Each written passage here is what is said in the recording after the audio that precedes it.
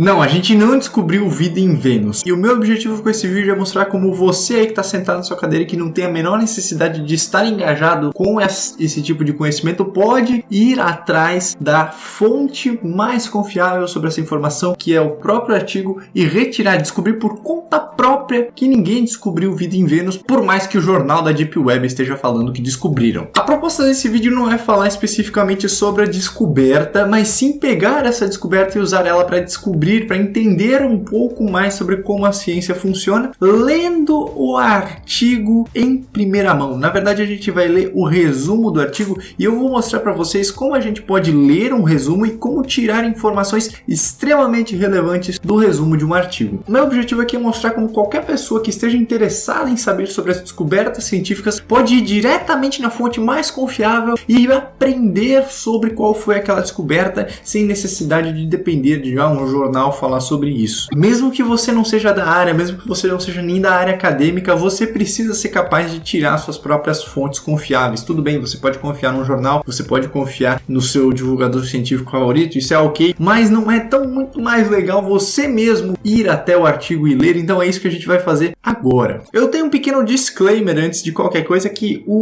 os artigos em geral eles estão em inglês, e eu sei que isso é uma barreira para algumas pessoas, ou para muitas pessoas, não sei, e aí acaba ficando muito fácil você simplesmente cair num jornal que diz que encontraram vida em Vênus, daí você olha para o outro jornal e eles dizem que não encontraram, e o outro diz que talvez tenham encontrado, e você fica perdido, você não sabe nem aonde ir consultar e não tem nem a possibilidade de ir até o artigo original consultar, porque você não entende nem o inglês, nem a língua que está sendo falada. Mas eu já até falei um pouco sobre isso aqui no canal. Infelizmente a ciência hoje em dia se comunica quase 100% das vezes em inglês, e se você tem interesse de entender o que a ciência está falando na sua fonte mais confiável, que seriam os artigos, você tem que entender inglês básico, mas não precisa ser fluente, você precisa só ter algumas noções. Mas esse era o meu pequeno disclaimer antes da gente ir de fato para ler esse artigo. E é para mostrar justamente isso para vocês que eu estou aqui com o resumo em inglês e embaixo a minha tradução Translations which cases em português, para a gente ler ele em português. E você quiser acompanhar a parte em inglês para ver se eu não estou traduzindo nada errado, se eu traduzi alguma coisa errada, deixa o seu comentário, porque principalmente tem termos técnicos que talvez eu tenha traduzido errado, mas eu vou mostrar para você que mesmo que você traduza alguns termos errados, você vai conseguir entender a mensagem principal e não vai sair por aí falando besteira. Vamos lá! Começando pelo título, né? O título ele não é nada, não parece nem um pouco com a notícia que sai lá no portal de notícias. Ele diz: gás fosfina no topo das nuvens de Vênus. Aí eu fiz uma tradução já meio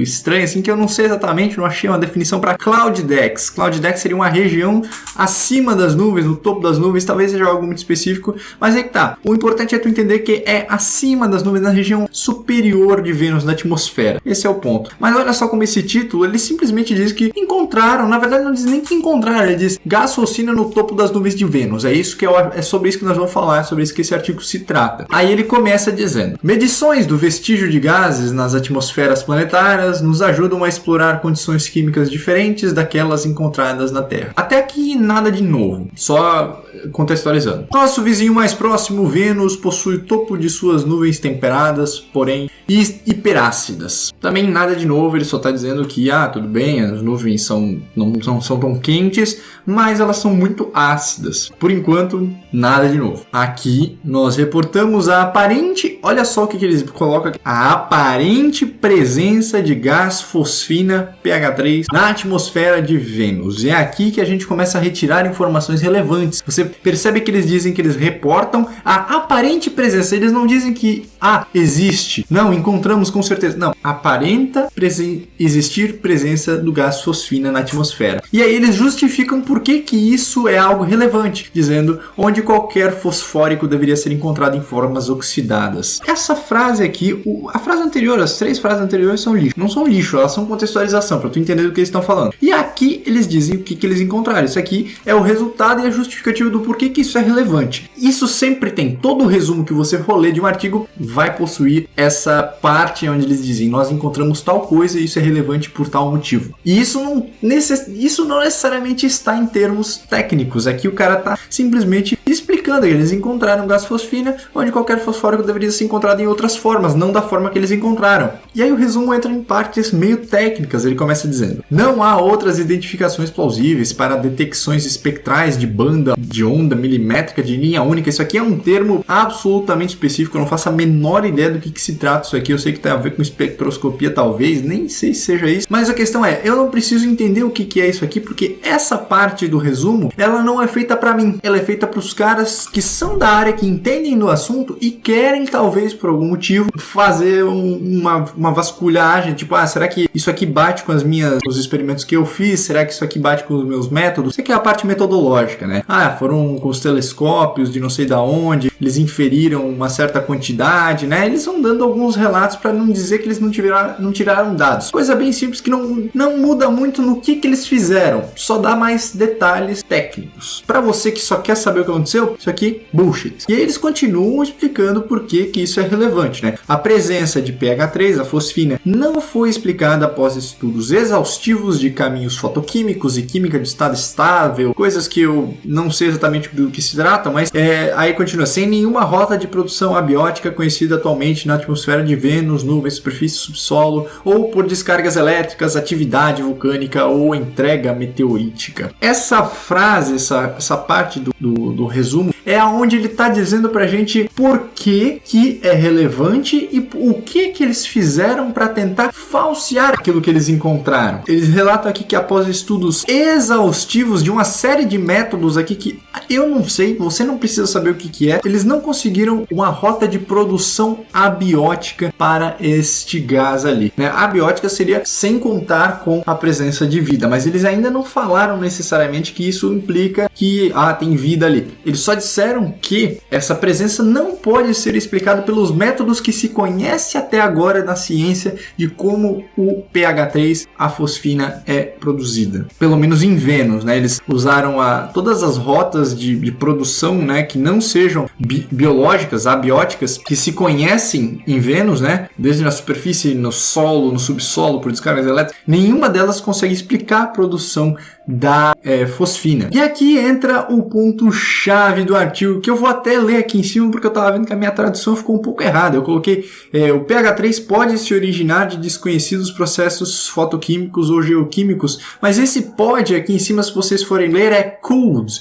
Could seria mais um poderia, né? Então, o pH3 poderia ter se originado de processos fotoquímicos ou geoquímicos desconhecidos, né? Desconhecidos. Então, essa seria a primeira das possibilidades, então, que você não conhece o processo pelo qual a fosfina se originou, e aí ele vem com por analogia com a produção biológica do pH3 na Terra pela presença de vida. E é aqui que entra a parte de eles supuseram como uma das hipóteses para responder esse encontro, né? Eles encontraram um negócio, o que isso significa? Ou significa que a gente não conhece alguns métodos para produzir fosfina, ou significa que isso foi produzido por vida. Podem haver até outras explicações, mas não foram essas que eles levantaram aqui. E eles finalizam dizendo que outras características espectrais devem ser averiguadas, enquanto o estudo in loco das nuvens e amostras da superfície podem examinar as fontes deste gás. Então perceba como esse resumo, desde o seu começo até o fim, ele não se desvia, ele não fala nada muito irrelevante, ele vai dando sempre algum tipo de informação para você, né? Ele começa meio abrangente, depois ele mostra os resultados, quais foram os métodos que eles usaram, e depois eles discutem, eles dizem, nós descobrimos isso e nós não conseguimos explicar por que isso está lá, e nós propusemos duas hipóteses, que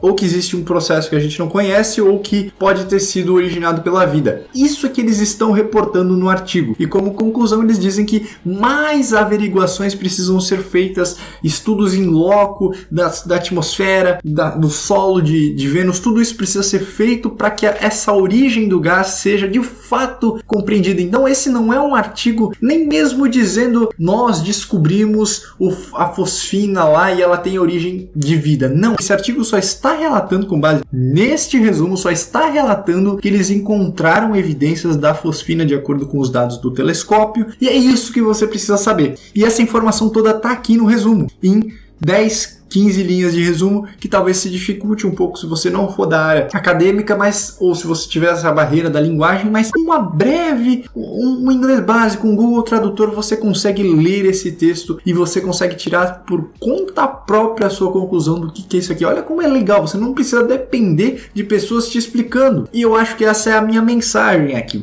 Eu espero que você que assistiu esse vídeo até aqui, depois consiga ver com outros olhos uma descoberta científica e pensar, putz, será que eu vou acreditar nessa notícia? Será que eu vou usar essa fonte, esse jornal, esse divulgador científico? Não importa, não estou dizendo que o divulgador científico é bom ou ruim, mas será que eu vou preferir só acreditar no divulgador científico ou só acreditar no jornal? Eu vou lá na Nature, eu vou lá ler o artigo, vou lá pelo menos ler o resumo. Eu consigo ler o resumo não é um negócio de outro mundo. Eu consigo pegar o panorama geral, só precisa saber catalogar essas informações. Eu espero que eu consiga ter passado para vocês essas ideias de como fazer isso e que tenha ficado claro, né, mais ou menos como é que foi feito esse estudo. Eu acredito que vários outros divulgadores vão falar com mais detalhes sobre isso, né? O meu objetivo aqui não era nem entrar nos detalhes, mas sim mostrar como você pode fazer essa descoberta por conta própria, pelo menos do panorama geral. Se você gostou, não se esqueça de deixar o seu gostei ali embaixo, compartilhar esse vídeo para aquele seu amigo que ainda acha que vai haver uma invasão alienígena amanhã de Vênus, a gente vai entrar em guerra, né?